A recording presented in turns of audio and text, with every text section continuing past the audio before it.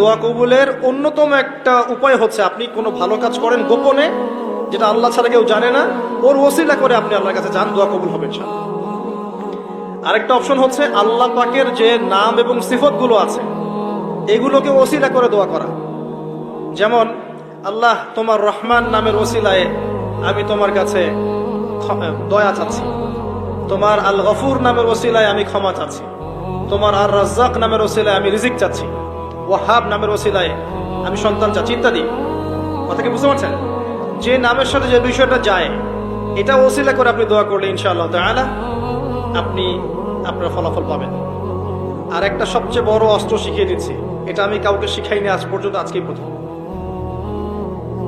এবং আমি আমার জীবনে দেখেছি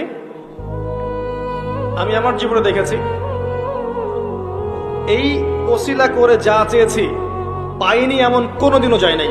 আলহামদুলিল্লাহ, আমি সম্পূর্ণ আল্লাহ পাকের কৃতজ্ঞতা এবং শুকরিয়া আদায় করছি। এইটা ওসিলা করে আমি যা চেয়েছি আমি সারা জীবনে তাই পেয়েছি। এবং আমি বিশ্বাস করি আমি যা পেয়েছি, এই বয়সে আমি যা পেয়েছি আল্লাহ পাক কোটি কোটি মানুষকে তা দেন নাই, এটা আমি বিশ্বাস করি। এই বয়সে আমি যা পেয়েছি আল্লাহ পাক আমাকে যা দিয়েছেন, যত দিয়েছেন, কোটি কোটি মানুষকে আল্লাহ পাক তা দেন নাই, আমি এমনটাই মনে করি। আমি কি শিখাই দেব সেটা? আপনি আল্লাহ পাকের তাওহীদের ওসিলা দিয়ে দোয়া করেন। দোয়া করতে করতে আল্লাহকে বলেন, আল্লাহ তোমার তাওহীদের কালিমা লা ইলাহা ইল্লাল্লাহ এর ওসিলা করে তোমার কাছে আমি চাচ্ছি, আপনি পাবেন ইনশাআল্লাহ। যদি আপনার রিজিক হালাল হয়, যদি আপনার আকীদায় শিরক না থাকে, যদি আপনার আমলে বেদাত না থাকে, ইনশাআল্লাহ পাবেন। এর পরেও দুটা কথা আছে, সেটা হলো যদি দেখেন পান নাই, ইনস্ট্যান্ট পান নাই, মনে করবেন না দোয়া কবুল হয় নাই। এমনও দোয়া আছে যে আমি 10 বছর থেকে করছি এখনো পাইনি।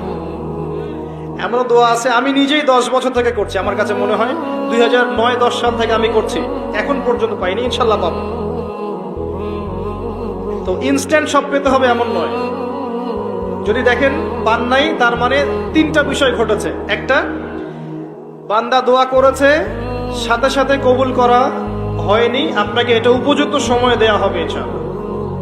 2 নাম্বার, এই যে আপনি আল্লাহর কাছে চেয়েছেন, এর ওসিলায় আল্লাহ পাক আপনার আমল, আপনার তাকদীর থেকে কোনো বিপদ আপদ সরিয়ে দিয়েছে, আপনি বুঝতে পারেননি। আপনি দোয়া করেছেন, হয়তো মনে হচ্ছে আপনি পান নাই, কিন্তু এর ওসিলায় আল্লাহ পাক আপনার তাকদীর থেকে কোনো বিপদকে মিটিয়ে দিয়েছে, আপনি বুঝতে পারেননি। আরেকটা হচ্ছে দুটার কোনোটাই হয়নি, পরকালে কিয়ামতের মাঠে আল্লাহ আপনাকে দিবেন জন্য জমা রেখেছেন। অতএব দোয়া করলে কোনো লস নাই। বেশি বেশি দোয়া করবেন, সেজদায় বেশি বেশি দোয়া করবেন, ফরজ সালাতের আগে পরে করবেন, নরমালি হাত তুলে দোয়া করবেন, নফল নামাজ পড়ে করবেন, দান সাদাকা করে করবেন, কোরআন তেলাওয়াত করে করবেন, দোয়া বাড়িয়ে দেন।